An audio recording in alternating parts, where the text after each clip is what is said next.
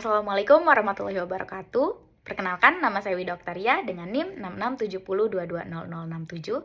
Saya adalah mahasiswa bimbingan metodologi ilmu pemerintahan Bapak Yebi Ma'asan Mairudin. Tujuan saya membuat video ini adalah untuk membuat critical review. Selamat menonton! Mereka yang menguasai narasi akan menguasai kekuasaan juga. Media adalah pisau tajam yang mampu mengoyak kontestasi pemilu yang digunakan sebagai alat komunikasi politik. Komunikasi politik dengan strategi yang baik harus mencakup elemen digital. Media sosial memiliki kekuatan dalam mempengaruhi opini publik dengan mudah karena dalam komunikasi politik ini melalui media sosial tidak terikat oleh status sosial dan ekonomi. Hal tersebut dikemukakan oleh Susanto. Sependapat dengan Susanto, seorang akademisi dari jurusan ilmu politik mengatakan bahwa kampanye politik diperlukan untuk memperjelas status demokrasi di Indonesia. Kampanye politik sangat penting digunakan guna memperkenalkan kandidat pemimpin kepada masyarakat, sehingga strategi perencanaan diperlukan untuk memaksimalkan efektivitas dari kampanye. Komunikasi politik dengan cara kampanye adalah upaya yang memang terorganisir yang memiliki tujuan untuk mempengaruhi proses pengambilan keputusan, dan keberhasilan kampanye dapat bergantung pada strategi yang digunakan untuk menyampaikan pesan yang menarik perhatian. Hal tersebut dikemukakan oleh Fatima. Internet memiliki kontribusi untuk membentuk ruang opini publik dan mempengaruhi komunikasi politik. Destabilisasi sistem komunikasi politik tradisional dipengaruhi oleh komunikasi politik secara modern. Hal tersebut dikemukakan oleh ahli yang bernama Dahlgren. Media sosial telah mengubah cara kampanye politik dan interaksi antara politisi dan pemilih. Dengan karakteristik dan interaktif cepat, media sosial ini memungkinkan aktor politik untuk menjangkau pemilih muda dan berkomunikasi secara langsung dengan para pemilih yang akan dituju menurut Ansari. Dan media sosial ini seolah menjadi alat yang ampuh bagi kandidat untuk berinteraksi secara langsung dengan halayak ramai. Melalui platform digital, kandidat ini dapat menyampaikan pesan politik yang mendapatkan umpan balik yang cukup cepat dari masyarakat. Dan umpan balik yang diterima oleh aktor politik ini dapat bersifat subjektif, berupa bisa latar belakang politik dan sosial, sehingga diperkuat dengan faktor-faktor lain yang dapat mempengaruhi persepsi dari masyarakat. Hal tersebut dikemukakan oleh Budiono. Dan media sosial ini memiliki peluang yang besar bagi pemimpin politik untuk menjalin komunikasi yang lebih intim dengan masyarakat. Platform digital itu seperti Instagram, Twitter, Facebook itu dapat menyampaikan pesan secara langsung dan secara efektif dari aktor politik ke masyarakat, ditandai dengan kepemimpinan yang aktif. Menggunakan media sosial cenderung itu lebih elektabilitasnya lebih tinggi karena mampu memperkuat dukungan publik melalui konten yang menarik dan komunikatif menurut penelitian dari Hidayati. Dan teknologi informasi ini mengubah dinamika komunikasi politik sehingga memungkinkan interaksi yang lebih dekat antara pemilih dan yang dipilih, sehingga dengan perubahan tersebut mengubah komunikasi satu arah menjadi komunikasi politik secara dua arah. Dengan memanfaatkan internet, informasi politik menjadi sangat mudah diakses oleh masyarakat, terutama dari kalangan pemilih muda. Seorang ahli bernama Harold Innis dalam bukunya yang berjudul Empire and Communication mengatakan bahwa bentuk-bentuk komunikasi yang berbeda ini dapat memberikan pengaruh yang besar pada struktur masyarakat dan cara kekuasaan berjalan. Media dan teknologi komunikasi memiliki dampak secara mendalam terhadap kehidupan sosial dan politik. Dominasi kekuasaan tidak hanya dilakukan oleh propaganda militer menurut Innis, akan tetapi dapat dilakukan melalui kemampuan aktor politik dalam mengendalikan informasi. Komunikasi dan penguasaan komunikasi adalah kunci untuk mengelola persepsi masyarakat, membentuk opini dari publik. Dalam membentuk opini publik sendiri, media yang paling berperan saat ini adalah melalui media massa, yang dimana seluruh berita dan propaganda politik dapat dengan mudah diakses tanpa mencirikan bahwa hal tersebut sebenarnya ada politik kotor atau black campaign dengan menyebarkan berita yang narasinya ditulis oleh yang berkuasa. Media yang memiliki fokus pada bidang ketahanan dan tradisi berfokus menyampaikan komunikasi melalui lisan dan tulisan tangannya atau time based menurut Ainis. Dan salah satunya ada space based yang dimana salah satu media memiliki fokus pada ekspansi dan kontrol sosial melalui teknologi modern dan media kontroversial berupa media cetak dan televisi. Dan yang paling mempengaruhi politik adalah space base, yang dimana terfokus pada ekspansi dan kontrol sosial. Tetapi media sosial bisa saja menjadi rimba raya, yang dimana seolah-olah seperti kita berada di hutan liar yang tidak memiliki aturan dan memilih antara makan atau dimakan, seperti hewan buas, sehingga kesalahan dalam komunikasi bisa saja berakibat fatal bagi citra seorang politisi. Sehingga dengan demikian, politisi sebaiknya mampu untuk beradaptasi dengan gaya komunikasi yang lebih merakyat agar dapat menjangkau pemilih dengan lebih masif dan efektif. Masih ada ketimpangan dalam akses internet yang dapat menyebabkan marginalisasi bagi beberapa kelompok, khususnya daerah terpencil dan lansia. Akan tetapi, maraknya media sosial ini sangat dimanfaatkan oleh para aktor politik untuk memanfaatkan komunikasi politiknya. Pemanfaatan media digital sangat masif digunakan. Namun, yang ada dalam berita tidaklah netral. Cara yang paling mudah untuk diamati adalah dengan menggunakan kata-kata dramatis dan tegas, berfungsi untuk membangun citra negatif terhadap lawan politik, seperti yang dilakukan oleh salah satu platform digital berita Viva News pada Pilpres 2019. Political communication does not inform, it creates illusion or reality that the public consumes as if they were truth. Atau komunikasi politik modern ini lebih banyak menghasilkan realita buatan daripada penyampaian fakta yang sesungguhnya dengan menggunakan kampanye politik iklan dan media massa menciptakan citra yang tidak mencerminkan realitas politik yang sebenarnya. Hal tersebut dikemukakan oleh salah satu ahli. Sehingga salah satu ahli bernama Webster mengatakan terjadinya revolusi informasi memberikan dampak yang bersifat oversimplifikasi atau berlebihan. Yang dimana dalam salah satu website yang saya baca, Chomsky dalam bukunya yang berjudul Manufacturing Concepts mengatakan bahwa media ini adalah alat propaganda yang memiliki fokus pada kekayaan dan kekuasaan. Dengan adanya propaganda berita yang akan dikeluarkan atau diatur melalui uang dan kekuasaan, sehingga hal tersebut meminggirkan pendapat dan mementingkan kepentingan pribadi yang berkuasa. Namun, Webster memberikan implikasi praktis bahwa informasi dalam masyarakat ini dapat membantu aktor politik merancang kampanye yang lebih efektif dengan mengidentifikasi audiens atau para pemilih yang tepat dan cara penyampaian yang sesuai diiringi dengan saran-saran mengenai kebijakan publik melalui literasi media sebagai sistem informasi utama dalam komunikasi termasuk dalam komunikasi politik. Dan tidak hanya kuat dalam mempengaruhi opini publik, ternyata media digital juga memiliki kekuatan dalam penyebaran informasi yang menyesatkan. Bahkan dengan cara yang mudah, melihat black campaign di media sosial dan status sosial masih sangat memperlihatkan ketimpangan untuk mencuri perhatian publik, yang dimana seseorang ini yang memiliki status sosial yang baik dan tinggi, dikenal oleh banyak orang, dapat dengan mudah memobilisasi massa, menurut Dr. Herianto. Dalam bukunya yang berjudul Komunikasi Politik, Dr. Herianto mengatakan bahwa media ini bukan hanya berfungsi sebagai informasi, akan tetapi sebagai aktor. Bahkan media ini berperan sebagai aktor yang dapat memberikan pengaruh pada dinamika sosial politik. Jadi komunikasi politik ini sangat banyak sekali bentuknya, bahkan bisa melalui media. Dan media ini memiliki kekuatan untuk menentukan agenda publik melalui pemilihan berita-berita yang akan ditampilkan, yang telah didiskusikan oleh pemangku kepentingan dan melakukan penggiringan opini kepada masyarakat, sehingga media ini memiliki peran penting dalam membentuk narasi politik. Ada salah satu ahli yang serupa pendapatnya dengan Herianto tadi, media ini memiliki efek jangka pendek yang sangat terbatas, namun sangat berpengaruh dan memberikan pengaruh yang sangat signifikan dan besar dalam membentuk opini publik. Karena masyarakat ini lebih cenderung responsif terhadap informasi yang disampaikan melalui media sosial dibandingkan dengan pesan dari seseorang yang dapat membuat opini sehingga dapat mempengaruhi dan menyebarluaskan opini tersebut kepada orang lain. Nah, namun menurut Lane Marcus dalam bukunya yang berjudul Power Politic and MIS Implementation berpendapat bahwa banyak aplikasi atau media berbayar sebagai alat komunikasi berbasis komputer yang mahal. Jadi, sangat rumit dan seringkali ditolak oleh pengguna atau para pengguna media sosial yang membutuhkan informasi politik, yang mengakibatkan hal tersebut terjadinya kegagalan atau perlunya perombakan yang mahal, dan terjadinya resistensi bisa terjadi melalui antara interaksi sosial dan dinamika kekuasaan, sehingga banyak masyarakat yang beranggapan lebih menemukan kenyamanan pada komunikasi politik secara tradisional dan tidak setuju dengan adanya komunikasi politik secara modern atau melalui media massa. Perbedaan pendapat tidak hanya dikemukakan oleh para ahli, akan tetapi para penulis jurnal. Seperti salah satu jurnal yang saya baca, yaitu jurnal yang dipublikasi oleh Shamtar, memiliki pandangan bahwa Instagram ini menjadi ventilator bagi informasi politik, yang dimana generasi muda seperti saya ini dapat mengakses, berbagi, bahkan berpartisipasi dalam diskusi politik. Hal ini menunjukkan bahwa Instagram ini memiliki fungsi sebagai alat yang efektif untuk memobilisasi politik, terutama di kalangan pemilih muda menurut Ikhlas.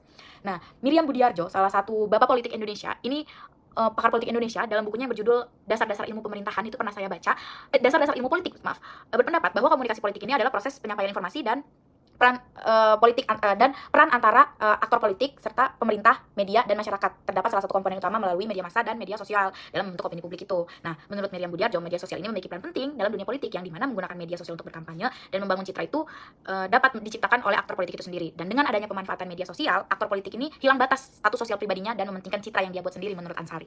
Perkembangan internet dan media sosial ini telah mengubah landscape komunikasi politik secara fundamental, yang dimana internet ini telah menciptakan komunikasi politik online yang lebih interaktif dan memungkinkan dialog langsung antara para politisi dengan masyarakat, serta membuka ruang diskusi atau ruang demokratisasi yang lebih luas. Dan transformasi komunikasi satu arah ini yang sebelumnya didominasi oleh media massa menjadi komunikasi dua arah melalui internet ini, menurut penelitian Hasfi.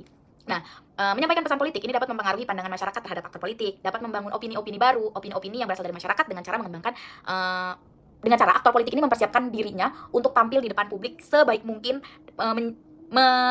membuat citra yang baik di depan masyarakat. Komunikasi politik ini ternyata tidak hanya sebatas membicarakan mengenai pilkada, citra politik, atau media massa, atau pemilu, pilpres, tetapi komunikasi politik ini dapat berupa hal lain. Misalnya itu seperti buzzer politik dan gerakan sosial. Nah, saya akan menceritakan dari berbagai sumber yang saya baca, akan menggambarkan bagaimana komunikasi politik di berbagai negara. Yang pertama, ini ada pada pemilihan umum di Inggris tahun 2015 dan 2017, yang dimana media sosial ini memang lagi-lagi media sosial ini memiliki peran yang signifikan gitu ya, khususnya aplikasi Twitter yang saat ini berganti nama menjadi X, ini memerankan peran penting sebagai alat komunikasi politik bagi para kandidat. Nah, aktivitas dari aplikasi Twitter ini sendiri selama 2 kali pemilu tersebut terbukti dapat membantu kandidat ini memenangkan suara, meskipun pada waktu itu efeknya masih sangat kecil, tetapi memang dianggap lebih efisien dan lebih mengirit biaya daripada kampanye tradisional menurut penelitiannya Bright. Nah, tadi di Inggris, sekarang kita beralih ke Amerika. Di Amerika, mantan presiden Barack Obama yang kita tahu itu memang secara efektif pada waktu itu menggunakan media sosial untuk memobilisasi pemilih dengan salah satunya adalah mencari perhatian dengan melakukan penggalangan dana serta penyebaran pesan ini memang melalui kampanye digital. Tidak hanya mantan presiden Barack Obama, setelahnya Presiden Donald Trump ini menggunakan kampanye yang membangun citra politik dengan melalui media-media televisi dan media-media digital. Pembangunan citra politik ini sendiri membangun citra politik yang memang Donald Trump ini membenci para imigran dan kulit hitam, sehingga brandingan politik tersebut dapat menarik perhatian warga Amerika Serikat. Ternyata tidak hanya di Indonesia, tetapi di Inggris dan di Amerika sendiri itu menggunakan media digital. Bahkan di Amerika sendiri itu memenangkan pemilu ini dengan cara menarik perhatian warganya dengan brandingnya membenci kulit hitam begitu. Nah, tidak hanya di Inggris dan di Amerika, tetapi di India memiliki kebiasaan yang memang sedikit unik mirip dengan Indonesia, yakni menggunakan branding politik yang agamis atau berhubungan dengan agama. Ternyata branding politik ini memang masif digunakan di beberapa negara ya, yang dimana para kandidat menggunakan agama sebagai alasan untuk menarik perhatian dari masyarakat yang memang mayoritas di sana adalah penganut Hindu. Contohnya seperti yang dilakukan oleh partai politik yang dominan, yaitu Bharatiya Janata Party, yang menggunakan politik agama. Jadi branding yang dia keluarkan adalah politik anti-Islam. Sehingga komunikasi politik berupa pembangunan citra ini dan politisasi agama tersebut itu mirip-mirip dengan di Indonesia gitu, marak terjadi ternyata di India. Nah, setelah di India, saya membaca mengenai kondisi politik yang ada di Jerman. Sistem demokrasi yang dianut pemerintah Jerman ini adalah federal, dan federal ini sangat mengakui gitu pentingnya partai politik. Misalnya, contohnya pada tahun 2013, nah Jerman ini sudah memanfaatkan media digital sebagai alat komunikasi politik, bukan untuk kampanye, bukan hanya untuk kampanye, tapi misalnya partai-partai politik besar, misalnya itu seperti Schutzlist Demokratische Union Deutschland, itu memiliki situs web resmi yang dimana dapat masyarakat itu dapat berdiskusi dengan para politikus itu atau dapat melaporkan melalui website tersebut. Ada lagi salah satu partai politik Jerman itu Paritätische Deutschland menggunakan digital ini sebagai alat penyebaran atau membagikan informasi terkait dengan kebijakan dan program-program dari partai tersebut, atau bahkan menjawab pertanyaan dari masyarakat. Dan partai ini juga mengajak pendukung dari partai mereka itu untuk terlibat langsung dalam kampanye melalui digital itu. Nah, Jerman ini mengakui bahwa kedaulatan dan kekuasaan tertinggi mereka ada di tangan rakyat, sehingga masyarakat ini diberikan perlindungan untuk mendirikan dan bergabung dalam partai politik melalui media apapun, termasuk media digital menurut penelitian Valadi. Nah, tidak hanya di negara-negara barat, negara yang paling dekat dengan kita atau di benua Asia Tenggara sendiri gitu, yang dekat dengan Indonesia ini, ternyata kawasan Asia Tenggara ini juga memanfaatkan media sosial gitu sebagai alat komunikasi politik dengan menciptakan interaksi antara politikus dengan masyarakat. Bedanya tadi di Jerman itu masih digunakan tidak hanya untuk berkampanye, tapi untuk sistem pelaporan dan berdiskusi dengan politikus. Tapi kalau di Asia Tenggara, media digital ini lebih sering digunakan sebagai alat peraga kampanye, yang dimana partai politik di Asia Tenggara ini menggunakan media sosial dengan mempromosikan konten-konten yang menarik, sehingga konten-konten itu bisa berupa konten yang kontroversial ataupun yang emosional, sehingga masyarakat dapat dengan mudah untuk merasa tertarik. Nah, mirip di negara tetangga kita, mirip-mirip dengan kita, yaitu Malaysia. Malaysia ini partai-partai politiknya memanfaatkan iklan berbayar dan bahkan memanfaatkan influencer atau selebriti dengan cara kampanye viral untuk menjangkau para pemilih muda. Ini sangat mirip sekali yang dilakukan oleh negara kita, yaitu Indonesia, yang memanfaatkan influencer atau para artis-artis untuk menjadi tim sukses dari pemenangan kandidat calon. Seperti yang sudah saya singgung tadi, mengenai komunikasi politik itu tidak hanya berbicara tentang kampanye dan pemilu, tapi komunikasi politik ini juga bisa berupa gerakan sosial, yang dimana seperti yang terjadi di Uni Emirat Arab atau kumpulan-kumpulan dari negara Arab itu sendiri, ada fenomena tidak hanya di Arab, tetapi sampai ke Afrika Utara. Ada fenomena pada waktu itu bernama Arab Spring. Jadi Arab Spring ini adalah bentuk protes dari masyarakat kepada pemerintah. Nah, hal tersebut juga termasuk komunikasi politik. Jadi supaya pemerintah ini bisa berkomunikasi dua arah antara masyarakat dan pihak pemerintah. Jadi berkomunikasi dua arah, yang dimana bila mana masyarakat ini tidak setuju dengan kebijakan-kebijakan atau perilaku dari pemerintah, itu dapat dikomunikasikan melalui gerakan sosial. Nah, si pihak pemerintah itu sendiri berkewajiban untuk mendengarkan aspirasi dari masyarakat itu sendiri, karena komunikasi politik yang baik adalah komunikasi politik dua arah. Beberapa gerakan-gerakan di 3 negara yang saya tahu itu ada di Amerika, di Arab, dan di Afrika Utara, di benua Afrika Utara. Ini di Amerika itu sendiri adalah protes karena kekuasaan politik itu didominasi oleh para pembisnis atau oligarki, seperti yang dilakukan oleh Donald Trump sekarang. Nah, di Afrika Utara sendiri itu gelombang politiknya atau gelombang dari masyarakat ini adalah protes mengenai ketidakpuasan masyarakat karena pemerintahannya yang sangat korupsi.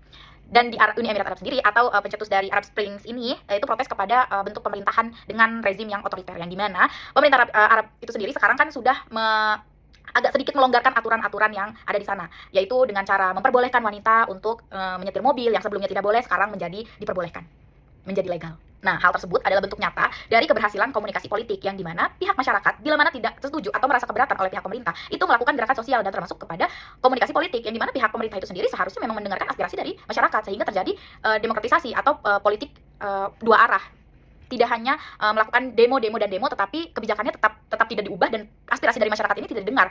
Dan menurut saya itu adalah bukan bentuk dari negara demokrasi, dan demokrasi itu bukan hanya sekedar menyuarakan pendapat, akan tetapi pendapatnya itu didengar oleh pemerintah. Itu adalah negara yang demokrasi, karena kedaulatan tertinggi adalah berada di tangan rakyat.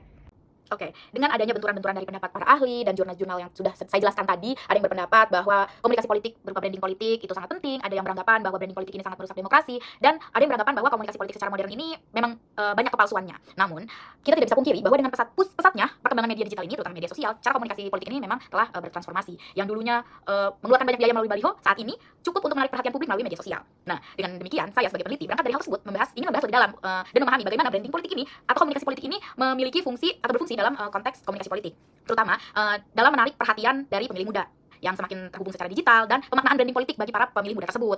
Nah, media sosial ini kan memiliki kekuatan besar dalam mempengaruhi opini publik.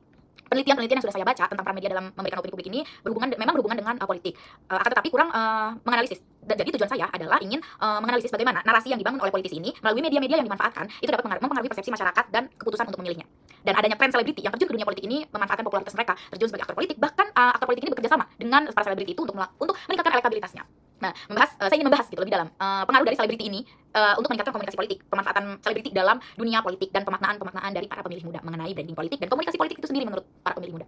Nah, meskipun memang banyak studi tentang komunikasi politik dan media sosial, tetapi masih sedikit penelitiannya yang secara khusus itu meneliti bagaimana branding politik ini diterima dan dimaknai di Indonesia.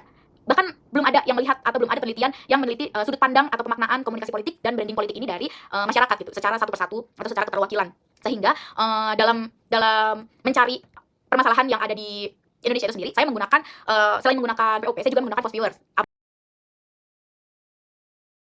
Aplikasi Fosviewer yang diajarkan oleh dosen saya, itu terdapat banyak pola-pola kecil yang belum banyak diteliti gitu mengenai efektivitas, proses, dan perspektif atau mengenai pemilu yang menggunakan media digital ini sendiri, mengenai penerimaan masyarakat, mengenai branding politik, itu belum banyak riset. Jadi untuk itu saya merasa tertarik untuk melakukan penelitian tersebut, sehingga menggunakan personal branding pada pemilihan umum melalui media sosial Instagram, TikTok, dan YouTube guna mendapatkan perhatian publik terutama dari pemilih muda dan mendapatkan pemaknaan dari para pemilih muda. Terima kasih sudah menonton. Kurang lebihnya mohon maaf bila ada salah kata yang salah sampaikan dan kesalahan informasi yang saya sampaikan. Saya menerima kritikan. Wassalamualaikum warahmatullahi wabarakatuh.